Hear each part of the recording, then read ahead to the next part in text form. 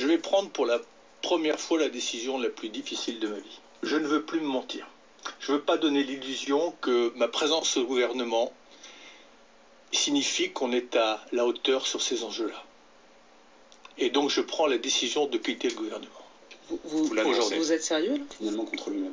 Sa rentrée politique est ternie par la démission surprise de Nicolas Hulot. Bon vent à Nicolas Hulot, dites-vous, ou c'est un constat d'échec de la politique menée par le ministre de l'écologie? Je pense que ça dit ça, puis ça dit surtout beaucoup de choses de la pratique du pouvoir, en effet. C'est-à-dire Et du pouvoir des lobbies dans du pouvoir des lobbies, de mais même de la l'État. pratique du pouvoir en général. Je crois que dans le cadre des institutions actuelles, qui sont verrouillées, où il y a des lobbies, c'est-à-dire il y a des tractations dans les couloirs, mais ça tout le monde le sait. Mais il y a surtout un espèce de cadenas institutionnel qui fait qu'il n'y a pas de place pour la dissidence. Mais ça, c'est pas une grande nouveauté, je pense qu'il aurait pu le savoir. Puis c'est la démonstration qu'on ne peut pas transformer, j'allais dire, une centrale nucléaire en éolienne simplement parce qu'on pense qu'on va rentrer de l'intérieur. Je pense que Nicolas Hulot aurait dû quand même savoir que du point de vue du programme écologique du gouvernement Macron, il suffisait de lire son programme, il n'y avait pas grand-chose ni du point de vue de la biodiversité, ni même du point de vue agricole. J'ai vu que la Confédération paysanne manifestait aujourd'hui, par exemple, contre l'accaparement des terres par des fonds d'investissement, sur la question du nucléaire, avec le report du délai de la fermeture de Fessenheim, par exemple. Enfin, je veux dire, des couleuvres, il en a quand même... Oui, mais il a été très naïf.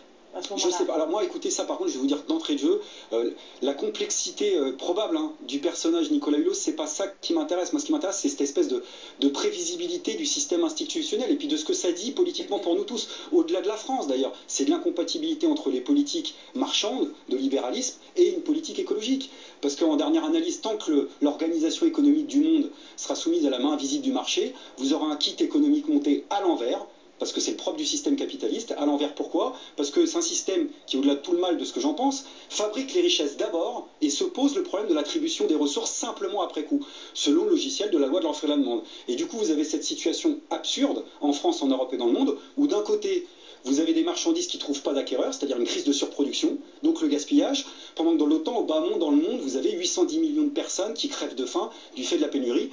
Tout ça sur fond d'épuisement des ressources naturelles. Donc il faudra remettre le kit économique à l'endroit. Je pense qu'il aurait pu savoir, le deviner, que dans ce gouvernement-là, il y avait peu de chances de le faire. Mais il y a une séquence politique nouvelle qui s'ouvre. Bonjour à tous. Après avoir refusé le ministère de l'écologie, successivement proposé par les présidents Jacques Chirac, Nicolas Sarkozy et François Hollande, Nicolas Hulot finira par accepter d'être nommé le 17 mai 2017 ministre d'État, ministre de la Transition écologique et solidaire. Mais sachant qu'il ne servait que de simple caution verte au gouvernement de Macron, il annoncera sa démission le 29 août 2018 sur l'antenne de France Inter en disant « Je ne veux pas donner l'illusion que ma présence au gouvernement signifie que l'on est à la hauteur sur ces enjeux-là. » Dès sa nomination, on se doutait bien que sa marge de manœuvre serait très très réduite dans un gouvernement qui était très réfractaire à l'idéologie écologique. Pourquoi donc Nicolas Hulot avait-il décidé d'intégrer un tel gouvernement le 17 mai 2017 Tout simplement parce que le président de la République lui avait expliqué qu'il souhaitait organiser pour le 12 décembre 2017 un sommet international pour faire un point d'étape sur les avancées de la COP 21. Où, comme vous le savez, plusieurs pays avaient décidé de signer l'accord de Paris sur le climat. Bien entendu, une signature hypocrite, puisque aucun de ces pays ne respecte ce qui était conclu dans l'accord. Puisque le respecter signifierait restreindre certaines activités industrielles, pousser les entreprises à faire un peu plus d'efforts pour limiter la pollution, ce que beaucoup de pays ne sont pas prêts à faire, puisque comme vous le savez, chacun de ces pays s'est lancé dans une concurrence à la production incroyable, puisque chacun veut vendre plus que l'autre. C'est une course effrénée avec une pollution incroyable. Et comme vient de le dire Besancenot, on produit de plus en plus de produits, on ne sait même plus à qui les vendre, puisque plus personne ne les achète. Et de l'autre côté du monde, vous avez la moitié de la planète qui crève de faim. Il y a quelque chose qui cloche, il y a quelque chose qui n'est pas normal dans notre monde. Mais bon, ça c'est le système économique capitaliste qui veut ça.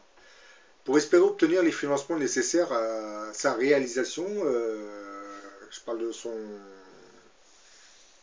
sa petite organisation, Macron expliquait lors d'un discours de politique étrangère devant les ambassadeurs que ce sommet devait se tenir avec la Banque mondiale et tous les partenaires qui souhaiteraient y être associés, moi qui souhaitais. Hein.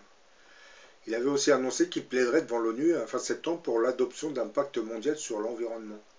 Bah, comme vous vous en doutez, hein, tout ce beau discours sur l'environnement incitera Nicolas Hulot à accepter l'invitation de Macron et il intégrera son gouvernement.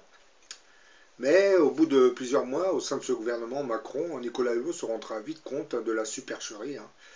Il ne faisait que servir de caution verte à un gouvernement qui souhaitait mobiliser les pays sur la question du climat afin de se donner l'apparence d'un pays développant une politique sur la protection de l'environnement. À travers l'organisation de la COP21 et de ce sommet voulu par Macron, on peut dire que certaines de nos élites, en fait, recherchaient à retrouver une sorte de pouvoir d'influence qu'ils possédaient pendant la période coloniale, mais qu'ils auraient perdu depuis. C'est une manière d'exister au milieu des autres grandes puissances qui aujourd'hui dominent le monde. Lorsque Nicolas Hulot disait que je ne veux pas donner l'illusion que ma présence au gouvernement signifie qu'on est à la hauteur sur ces enjeux-là, il nous expliquait que sa présence au sein de ce gouvernement n'était rien d'autre qu'une duperie destinée à tromper l'opinion. Macron savait très bien qu'il ne pourrait pas accepter toutes les demandes écologiques, car les lobbying, étant ce qu'ils sont, ont un pouvoir d'influence assez important dans notre société. Mais à travers la notoriété de Nicolas Hulot, Macron voulait en fait maquiller cette impuissance à agir en un marketing médiatique destiné à leurrer l'opinion. Nicolas Hulot servait en fait de caution écologique à un gouvernement dont la politique économique en était très très éloignée. Ça, je pense que vous l'aviez compris. Hein. Et je trouve regrettable que Nicolas Hulot ne l'ait pas compris, parce qu'il s'est fait un peu berner par Macron lorsqu'il lui a annoncé qu'il allait organiser une nouvelle réunion dans le but de trouver un financement. Oui, mais bon, ça devient comique, surtout quand il dit qu'il va, la Banque mondiale, il va faire une nouvelle organisation en présence de la Banque mondiale. Oui, c'est-à-dire la banque va financer les pays qui voudront combattre la pollution. Ça devient surréaliste, mais bon. Et Macron, en réalité, s'était servi de Nicolas Hulot comme d'une stratégie destinée à tromper l'opinion en général et surtout les écologistes. Parce que pendant que Nicolas Hulot était au gouvernement, les écolos n'allaient pas taper du tambour, puisqu'ils avaient un ministre qui servait la cause écologique. Voilà, c'est la manière la plus machiavélique de faire croire qu'on va appliquer une politique écologique. Alors qu'en réalité, sachant que nos gouvernements développent une politique économique qui est des années-lumière de l'écologie. Mais ce qui est dommageable, c'est que lorsque Nicolas Hulot était au gouvernement, il aurait pu faire un petit effort pour développer une politique sur le recyclage. Parce qu'actuellement en France, c'est vrai qu'on fait du recyclage, mais ça ne suffit pas. Vous prenez l'exemple, lorsque vous allez dans les immeubles, le recyclage, vous avez une poubelle jaune où on doit mettre tout ce qui est papier, et le reste, vous mettez tout dans des sacs. En réalité, le recyclage, c'est pas ça. Le recyclage, même les bailleurs HLM devraient commencer à réfléchir à ça. Ça serait au moins 5 poubelles. Une poubelle pour le papier, une poubelle pour le plastique, une poubelle pour les boîtes de conserve, une poubelle pour les piles, une poubelle pour les ampoules et une poubelle pour les ordures ménagères. Et ça fait à peu près 5 voire 7 poubelles. Et ça, je trouve, on aurait dû appliquer ce genre de politique et permettre aux gens d'avoir au moins plusieurs poubelles. Et chaque jour de la semaine, on vient retirer une poubelle bien précise. Par exemple, c'est un exemple, le lundi, vous venez chercher le papier, le mardi, vous venez chercher les boîtes de conserve, et le mercredi, c'est les ordures ménagères. Voilà, déjà, je ne comprends pas pourquoi ils n'avaient pas... C'est pareil pour le gaspillage dans les grandes surfaces. Vous vous rendez compte, tout ce que les grandes surfaces jettent à la poubelle, alors qu'on est dans des sociétés où vous avez une misère incroyable. Ça aussi, Nicolas Hulot aurait dû faire un petit effort pour essayer de légiférer sur certaines lois pour que certaines de ces grandes surfaces ne jettent pas systématiquement ces choses dans les bennes. En plus, n'hésite pas à mettre de l'eau de Javel ou d'autres produits pour que les SDF ne viennent pas s'en servir. C'est regrettable qu'il n'ait pas aussi fait ce genre de choses. Parce que je pense que le ministère de l'écologie, c'est un peu ça aussi. Hein. Et je ne vous parle pas de l'obsolescence programmée, hein, pour ceux qui ne savent pas ce que ça veut dire. Bah, c'est que nos chers industriels fabriquent des appareils et des objets dont l'espérance de vie est limitée à quelques années. Par exemple, vous avez vos téléviseurs, vos imprimantes, vos ordinateurs. À l'intérieur, vous avez des pièces électroniques qui ont une espérance de vie de 4 voire 5 ans, maximum 7 ans. Et par exemple, quand vous achetez une imprimante, on se doute qu'au bout de 4-5 ans, elle va tomber en panne. Parce que vous avez des pièces qui sont faites pour durer ce nombre d'années. Et ça, c'est un peu à cause de notre société de consommation. Parce que les fabricants, pour vous pousser à acheter, s'arrangent pour fabriquer des pièces qui ne durent pas longtemps. Et comme la réparation de l'appareil coûte le prix de l'appareil aujourd'hui, hein, beaucoup d'entre vous l'ont remarqué quand vous allez dans les hypermarchés, on vous rembourse presque l'appareil, on vous demande d'aller en acheter un. Alors qu'en réalité, Nicolas Hulot, quand il était au pouvoir, il aurait pu faire un effort pour mettre un terme à cette obsolescence. Pas mettre un terme, mais essayer de faire quelque chose pour contre cette obsolescence programmée ou fabriquer des sortes de, du moins, mettre au point des associations qui récupèrent le matériel et le fait réparer à très bas prix, hein, au lieu d'aller acheter un autre appareil. Et c'est exactement la même chose pour l'électroménager, parce que là je vous parle de l'électronique, mais vous savez, les frigidaires, les machines à laver, c'est à peu près la même chose. Vous avez des pièces qui sont faites pour durer que quelques années. Et au bout de 5-6 ans, c'est pas par hasard, par exemple, si dans les grandes surfaces, on vous parle de faire des garanties, on vous demande de faire des garanties de 5 ans. On vous prolonge jusqu'à 5 ans parce que ceux qui dirigent nos hypermarchés savent très bien que certaines de ces pièces ont une espérance de vie de 4, 5, 6 ans. Donc vous avez la garantie de 5 ans et une année après, votre appareil va tomber en panne.